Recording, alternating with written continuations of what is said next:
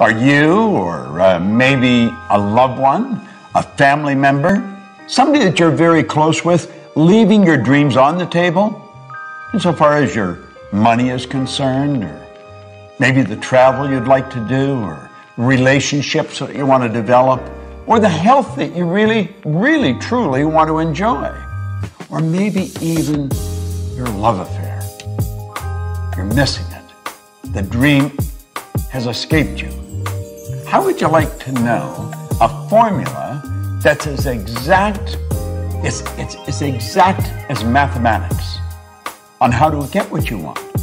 See, most people are really extras in their own movie. They look at somebody else and they think, wow, if only I could do that. Well, let me let you in on a secret. You can do that if that's what you want to do. I'm betting that is probably not what you want to do. That's what they want to do.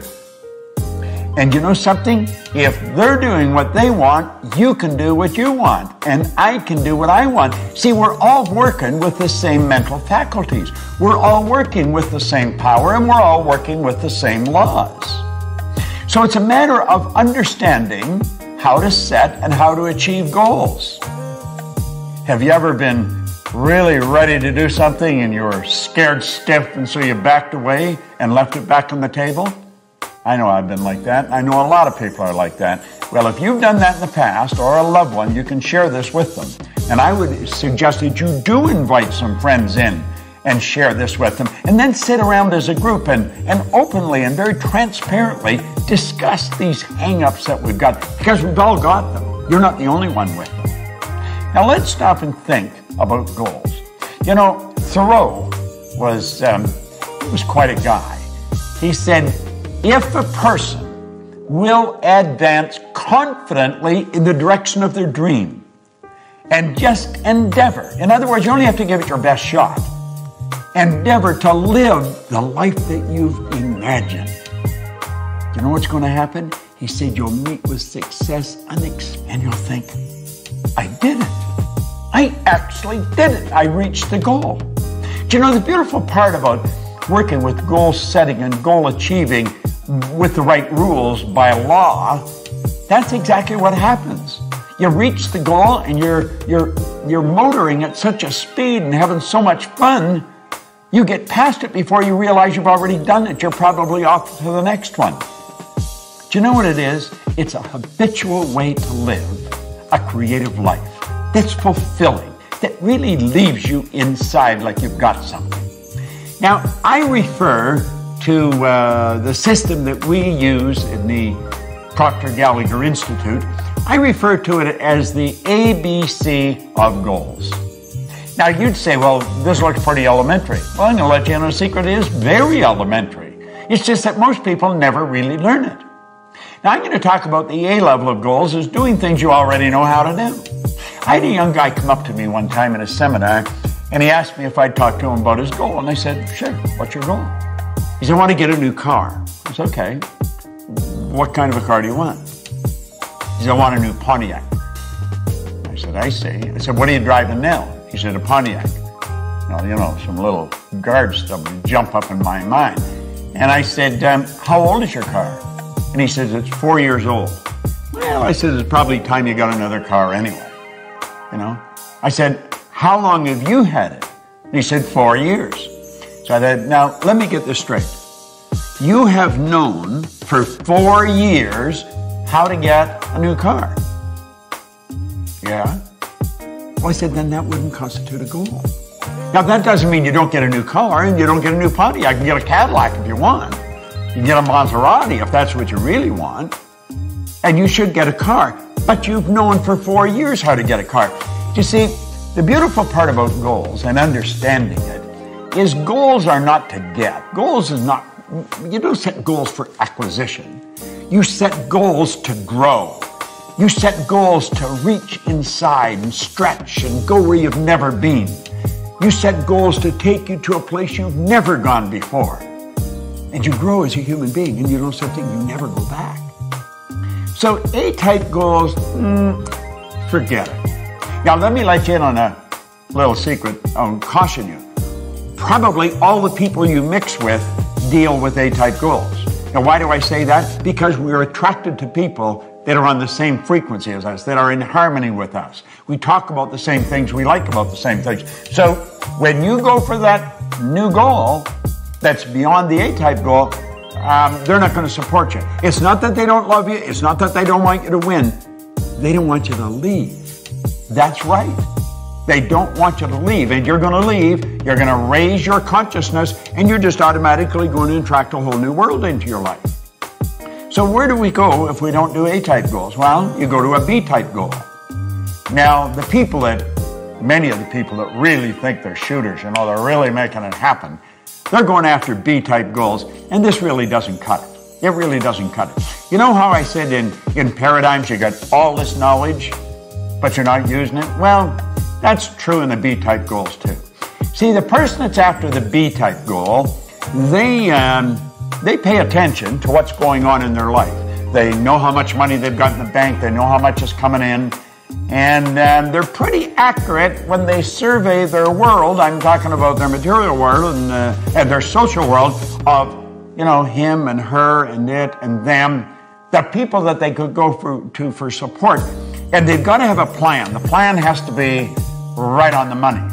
Now, they think if this happened, and if that happened, and if she did this, and he did that, and if that money come in like I want it to come in, if all these things happen, then I could do that. And so reluctantly, we say, that's the goal. And you'd say, well, is that really the right goal? No. Why not? Well, because you see, you already see how it's going to happen. So in that respect, it's much like an A-type goal. You've got to stretch a little bit, but you know if everything falls in place. Now, I'm going to tell you something else. There's no inspiration in a B-type goal, and you're going to have to be inspired.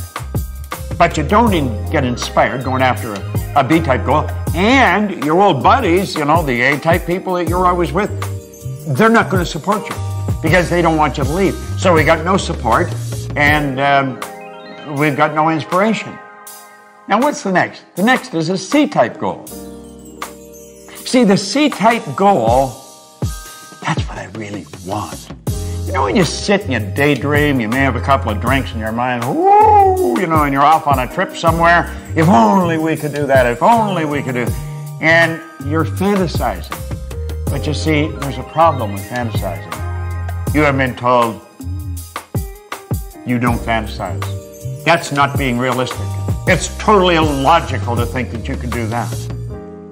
Well, that's pretty interesting, It really is pretty interesting. Because if you go back and you study in history and you take a look at the people that have really made their mark, they've been ordinary Johns and Marys who have done something that changed the entire world. Now, you'll often hear people say, well, one person can't change the world. I'm going to tell you something. One person changed my world.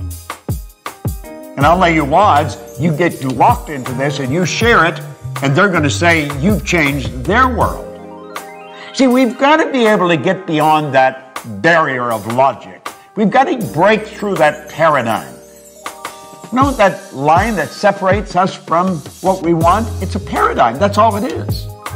Do you think the Wright brothers were being logical? Do you think they were being realistic? They weren't scientists. They weren't aeronautical engineers. They were bicycle mechanics in Dayton, Ohio. But they were going to fly. Now, even their daddy was a bishop in a church. He told them they were going to burn in hell for even suggesting that they could fly. But and I know, they introduced us to the kingdom of flight. And it wasn't that many years until we were on the moon. Now think, they crashed right through the logic barrier. They went right through it. They didn't let it stop them. Now you may say, but they're different than me. Well, they probably are.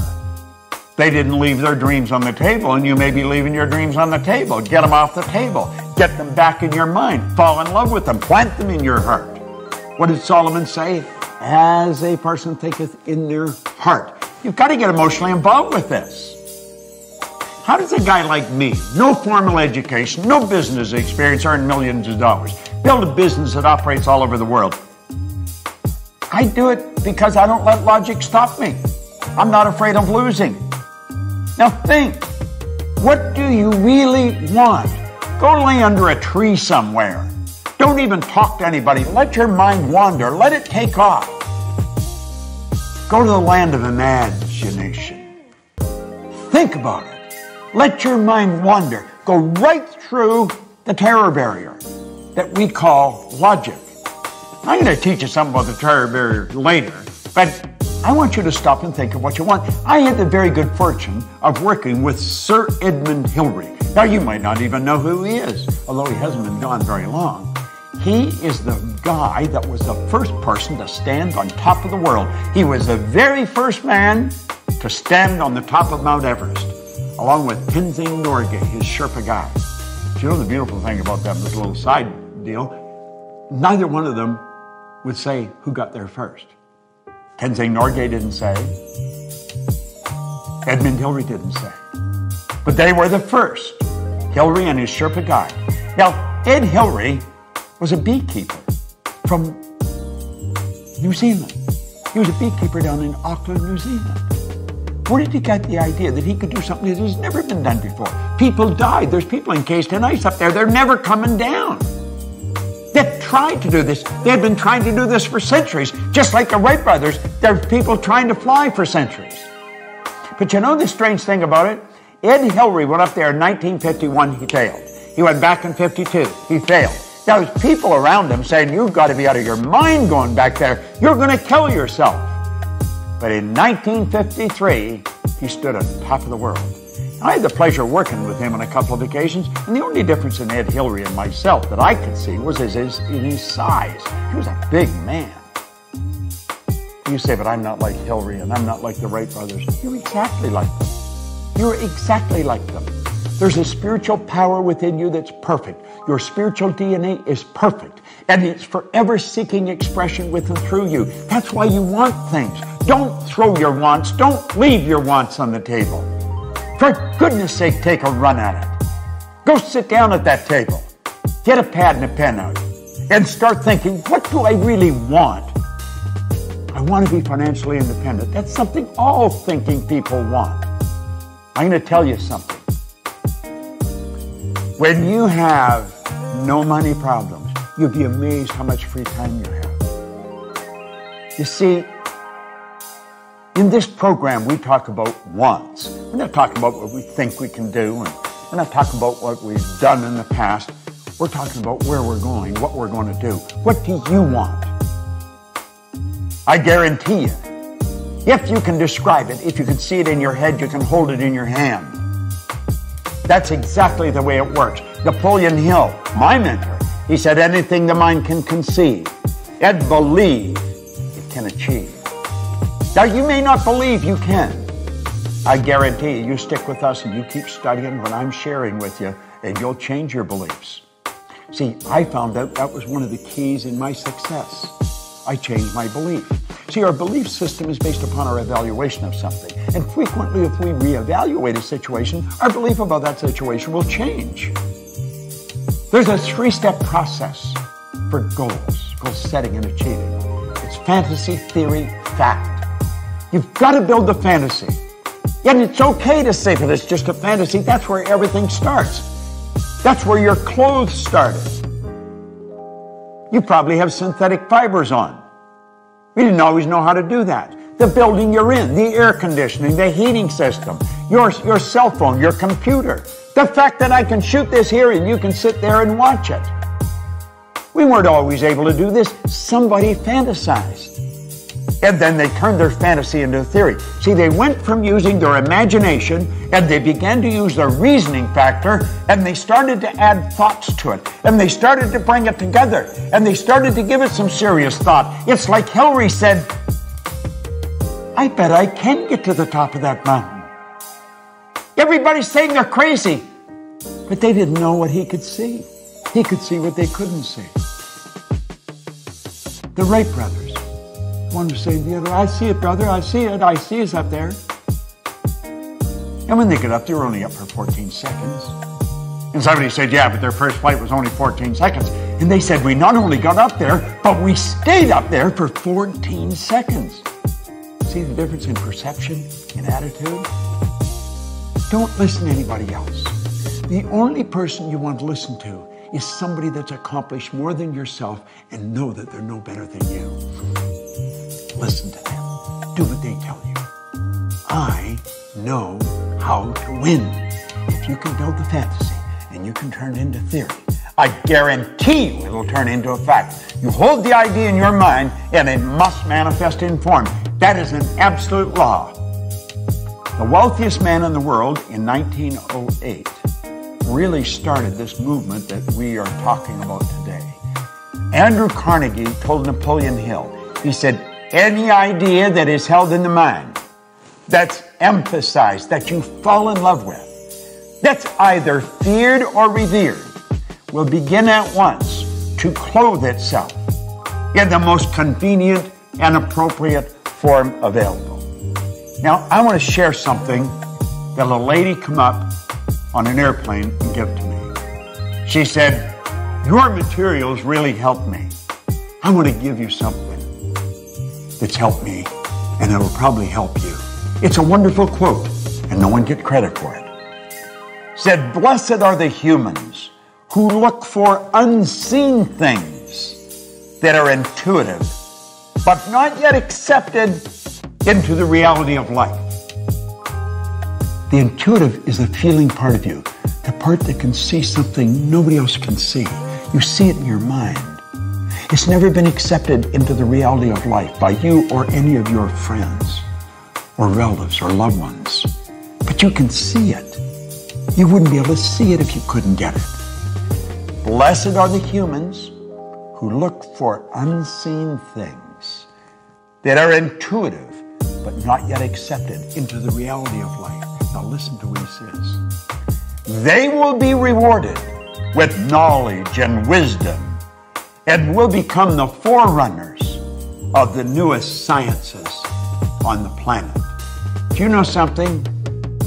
There has been over 1,000 people go up Mount Everest since Ed Hillary did. I get on a plane now to fly to the other side of the world, and I go to bed. That's right. I go to bed. They've even got a bed. And they give me a duvet to cover myself. And they ask me if I'd like breakfast when I wake up. God bless the Wright brothers. God bless Ed Hillary. They're no different than you or me. Don't let the fact that you don't know how to do it set the goal. In fact, if you know how to do it, it's probably no good. It's got to scare and excite you at the same time. Now, I want you to go and sit down at that table and you pick up those dreams that you've left sitting there for a while. You say, no more. I'm alive, I'm awake, and I'm on the move, baby. There may be no one that understands, but I understand. And you write out your goal in the present tense. I am so happy and grateful. Now that, and describe it. Don't let it slip through your fingers. Don't leave it on the table. Claim it. It's yours.